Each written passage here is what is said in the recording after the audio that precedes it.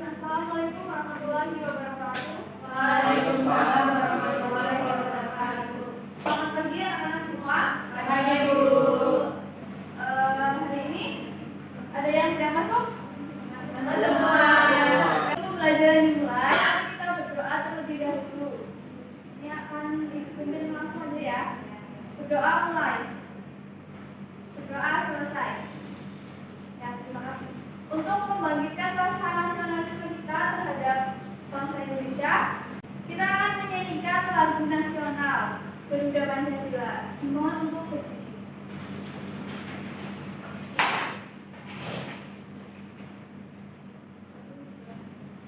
Garuda Pancasila, akulah pendukungmu, patriot proklamasi, sedia berkorban untukmu.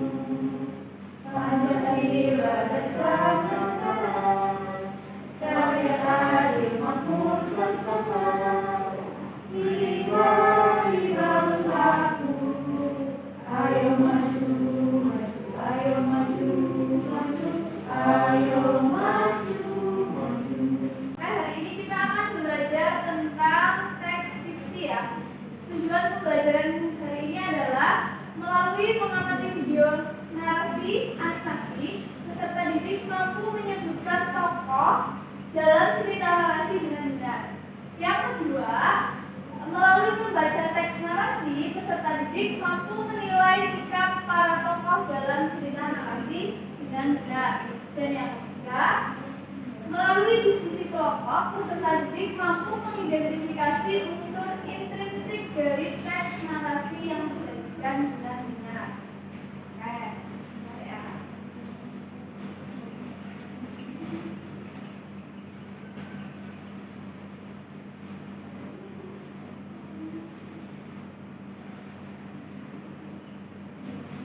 Nah, coba kalian perhatikan bacaan yang ada di tampilan ya. Ayo mengingat, anak-anak, mari kita mengingat kembali materi yang telah dipelajari sebelumnya. Cerita yang bersifat khayalan dan bukan kenyataan itu merupakan cerita apa? Ada yang tahu? Silakan tunjuk tangan kalau ada yang tahu. Ya, Berit. Ya, cerita fiksi, betul. Cerita yang bersifat khayalan dan bukan kenyataan adalah cerita fiksi. Nah, di situ sudah disebutkan cerita fiksi adalah cerita yang dibuat oleh pengarang berdasarkan khayalan atau dunia rekaan pengarang dan bukan kenyataan.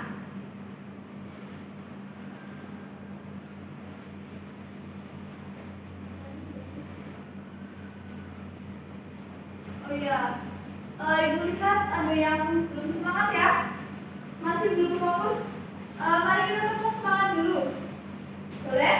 Boleh. Tepuk semangat. Semangat. Semangat. Oke, terima kasih sudah semangat semua ya. Kita lanjut ke pelajaran selanjutnya. Tahukah kamu salah satu ciri utama cerita teks fiksi adalah adanya unsur narasi yang kuat. Agar kamu lebih paham terkait narasi, perhatikan penjelasan berikut ini.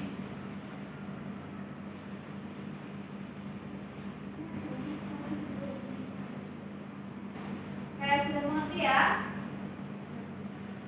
Guru punya satu video, coba kalian amati.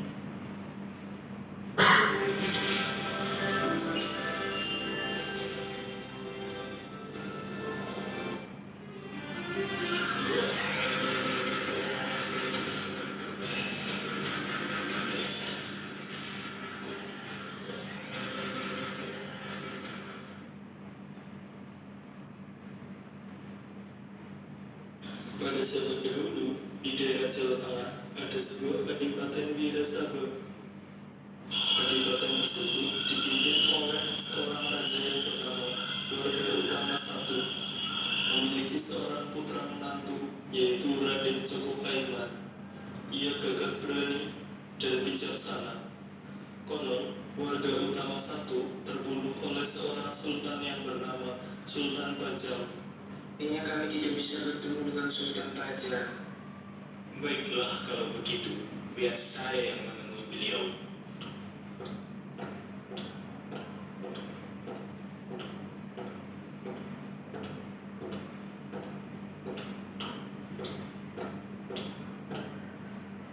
Selamat datang Jokaiman. Terima kasih karena kamu mau datang kemari.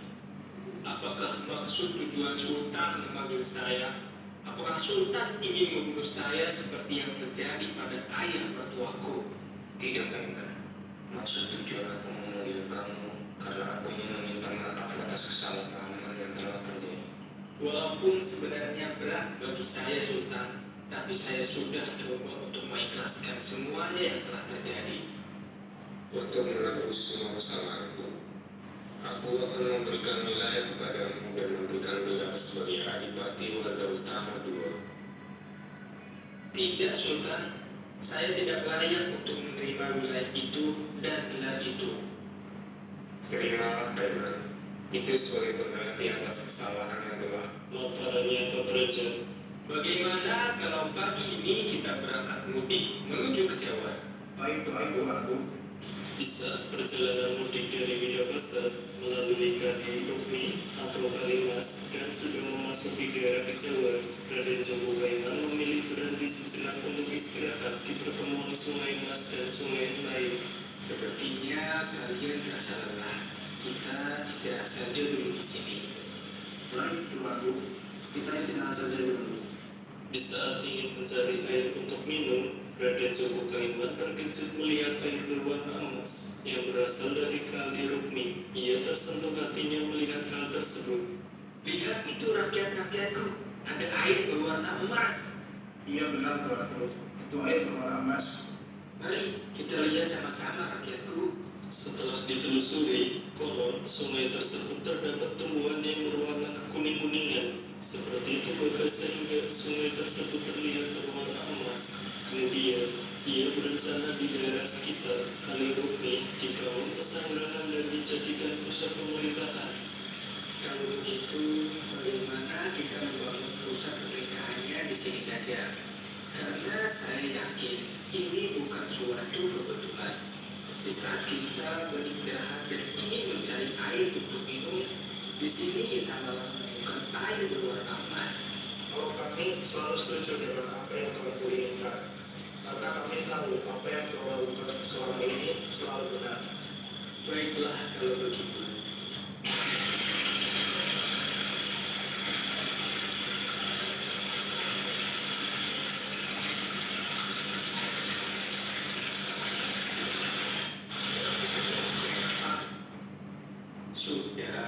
Saya sudah memikirkan hal tersebut.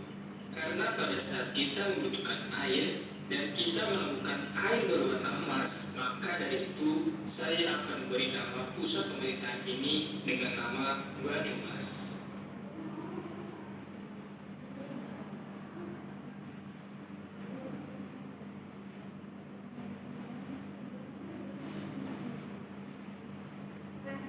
Videonya sudah selesai ya. Sebelum kita menganalisis video yang telah kalian lihat tadi, Guru mau tanya nih, di sini kalian itu berasal dari mana? Asal daerahnya? Oh, ada yang dari Cilacap. Mas ini mana? Dari Kebumen. Oke. Terus ada yang lain? Tegal. Nah, kalau begini mana? Dari Banyumas ya? Iya, oke. Nah, dari video yang tadi kalian lihat, kira-kira di situ ada berapa tokoh ya? Ada yang tahu? Ada berapa tokoh? Nggak tahu ya. Kita sebutkan aja. Yang pertama ada siapa? Siapa Mbak Teri? Ada rajanya. Iya, ada rajanya. Terus Raden? Raden siapa? Raden Joko. Ada lagi?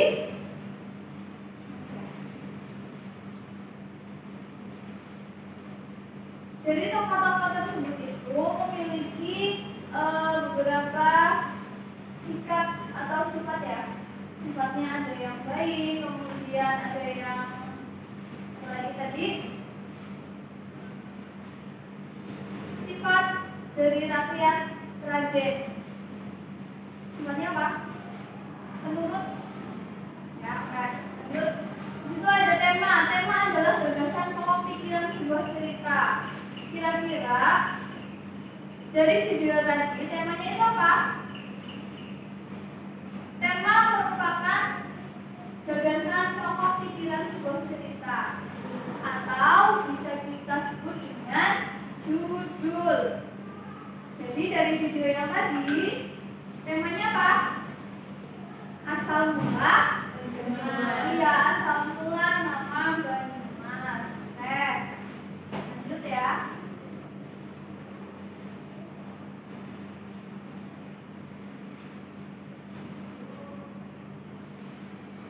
Nah, saya akan membagikan LKPD untuk kalian. Ini adalah dalam bentuk kelompok. Guru akan membagi menjadi 2 kelompok. Yang ini kelompok 1 dan yang ini adalah kelompok 2.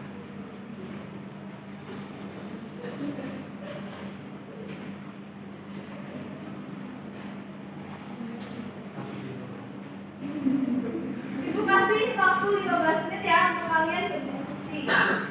Silahkan diskusikan dengan teman satu kelompok.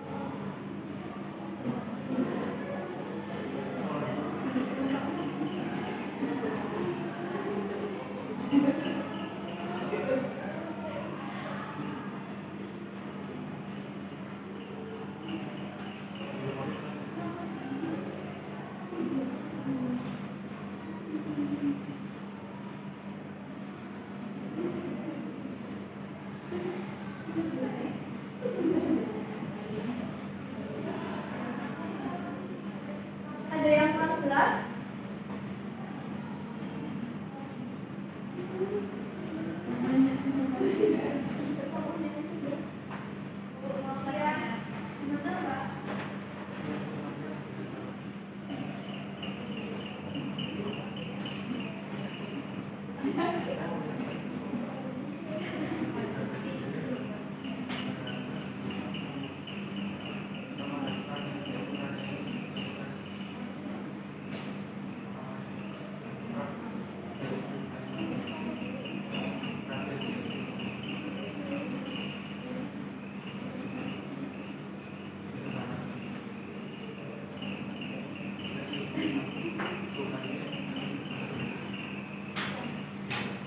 Ayo, waktu tinggal 1 menit lagi.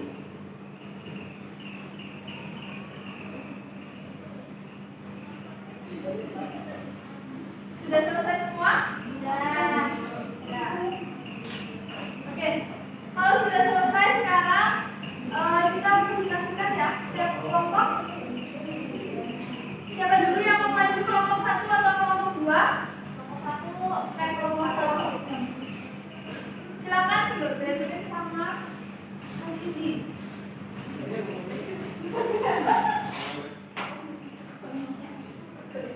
Assalamualaikum warahmatullahi wabarakatuh. Waalaikumsalam warahmatullahi wabarakatuh. Kami dari kelompok 1 akan mempresentasikan hasil diskusi kami. Yang pertama yaitu asal muasal nama Banyumas, karena ditemukan sumber air yang berulang panas di salah satu pusat pemerintahan sehingga kawasan tersebut dinamai Banyumas. Untuk tokoh-tokohnya,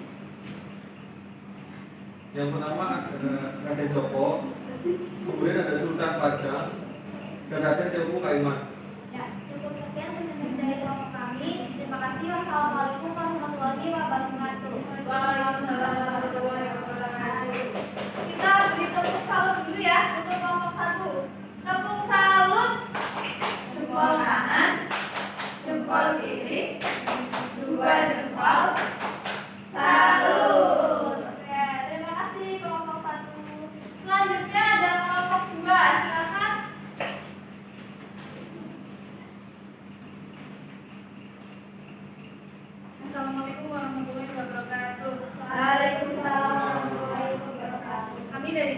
akan mempresentasikan yang pertama mengenai tokoh yaitu Raden Djoko Kaiman dan rakyatnya. Kemudian sifatnya yaitu tegas, bijaksana.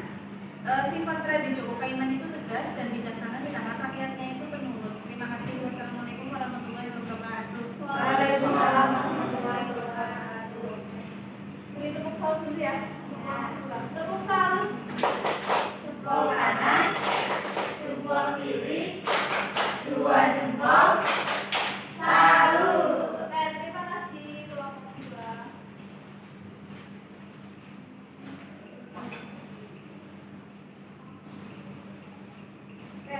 Sekarang dikumpulkan dulu ya KTP-nya.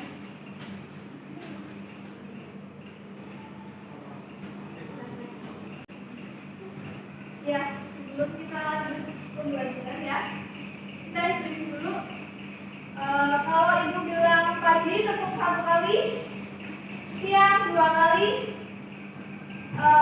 malam, oh iya sore 3 kali, kalau malam tidak tepuk. Ya, kita mulai ya. Bisa dimulai? Bisa. Ya. Pagi, siang, sore, malam. Salam, Bu. Ya, bisa lah ya, belum fokus ya. Kita ulangi lagi, oke? Oke. Ya. Siang, malam, pagi, sore, siang, pagi, malam. Siang, pagi, sore. Nah, terima kasih tepuk tangan. Lanjut ya. Tadi kalian sudah mengerjakan LKPD 1 mengenai tokoh-tokoh yang ada di dalam cerita asal mula Banyumas. Nah, tadi kalian jawab itu ada siapa aja ya? Tokohnya itu ada iya, raja yang bernama Warga Utama 1. Terus ada Raden Djoko, Sultan Pajang. Yang lain lagi? Ya, oke, betul.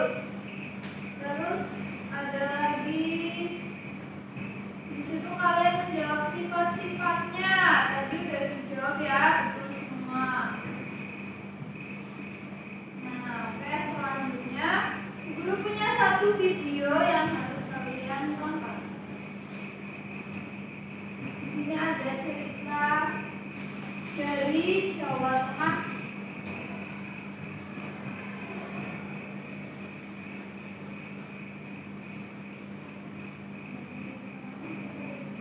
English is my second language. As a vlogger, I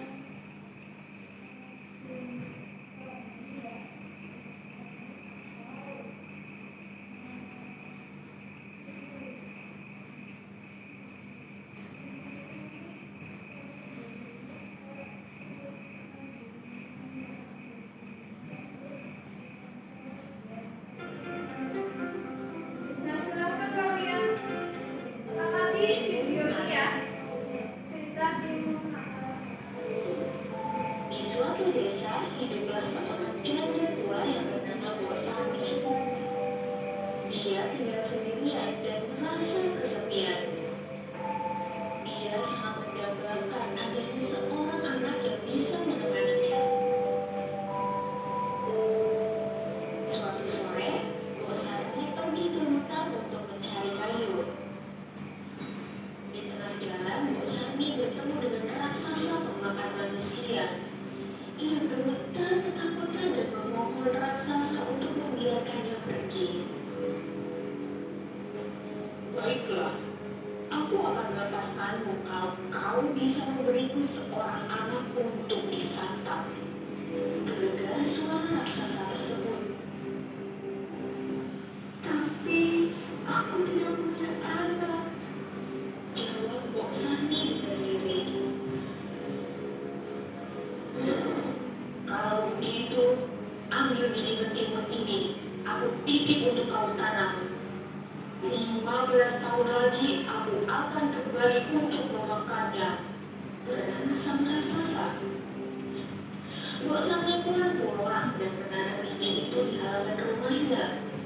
Setelah 2 minggu, mentimun itu tumbuh dan berbuah sangat lebat. Salah satu mentimun terlihat berukuran cukup besar. Mbok Sami kemudian memetik dan membelahnya. Ternyata mentimun itu berisi seorang bayi yang cantik jelita. Bayi itu kemudian diberi nama Timun Mas. Walaupun bahagia mendapatkan seorang anak, Mbok Sami teringat akan janjinya pada raksasa. Ia berpikir keras mencari cara agar Timun Mas tidak diambil oleh raksasa. Setelah mendengar tentang adanya petaka sakti, ia segera menyuruh Timun Mas untuk pergi meminta pertolongan. Oleh sang petaka, Timun Mas diberi 4 buah bungkusan kecil untuk ditaburkan jika ia dikejar raksasa. Benar saja, ketika saatnya tiba, raksasa datang menagih janjinya. Mbok Sami berusaha mengulur waktu agar Timun Mas bisa kabur. Menyadari hal itu, si raksasa murka dan segera mengejar Timun Mas. Pertama, Timun Mas melemparkan kantong yang berisi biji mentimun. Sungguh ajaib, timbul ladang mentimun yang lebat buahnya. Langkah raksasa pun menjadi terhambat karena tubuhnya dililit batang mentimun. Lalu, dari jarum di kantong kedua, tumbuhlah pohon bambu yang sangat tinggi dan tajam. Kemudian, garam dari kantong ketiga mengubah hutan menjadi lautan yang sangat luas. Namun, raksasa tetap saja berhasil terbebas dari hambatan dan terus mengejar Timun Mas. Ketakutan, Timun Mas pun melempar kantong terakhirnya yang berisi terasi. Dari situ terbentuklah lautan lumpur yang mengidih. Akhirnya sang raksasa tercebur di dalamnya dan mati. Timun Mas kembali ke rumah Mbok Sami dengan lega. Mereka pun kini hidup berbahagia. Nah, sekarang Kak Eka mau kasih pertanyaan dari cerita yang telah disampaikan tadi.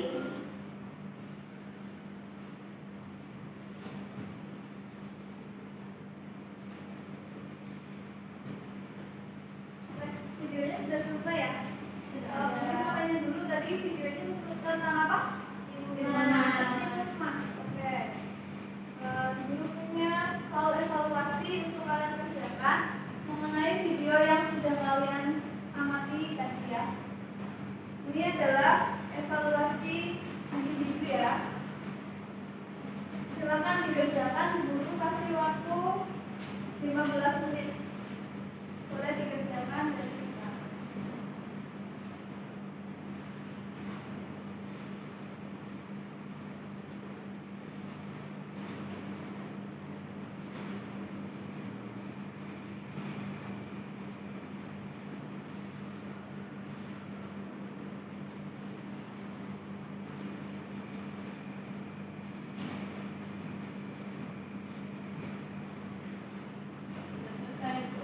Oke, sudah selesai, waktunya juga sudah habis ya. Sekarang boleh dikumpulkan.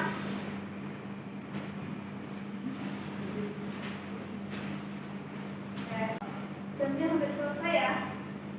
Ini mau tanya dulu, hari ini kalian belajar apa? Teks narasi. Iya, teks narasi fiksi. Di dalam teks narasi fiksi tersebut terdapat beberapa aspek, yaitu ada tema, tokoh, apalagi latar, alur, dan lain-lain ya. Setelah kalian menonton video tadi asal mula Banyumas, kemudian menonton video lagi Timun Mas yang berasal dari Jawa Tengah, kira-kira perasaan kalian bagaimana? Senang. Apalagi selain senang, apa yang kalian dapatkan? Apa yang kalian dapatkan? Oke, kalian merasa senang ya sudah belajar tentang budaya yang ada di daerah bagian atau daerah Banyumas ini.